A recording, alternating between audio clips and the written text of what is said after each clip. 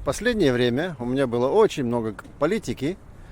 А сегодня для разминки я вам показываю танцовщицу. Ну, танцует с загляденья. Танцует лучше, чем Майкл Джексон.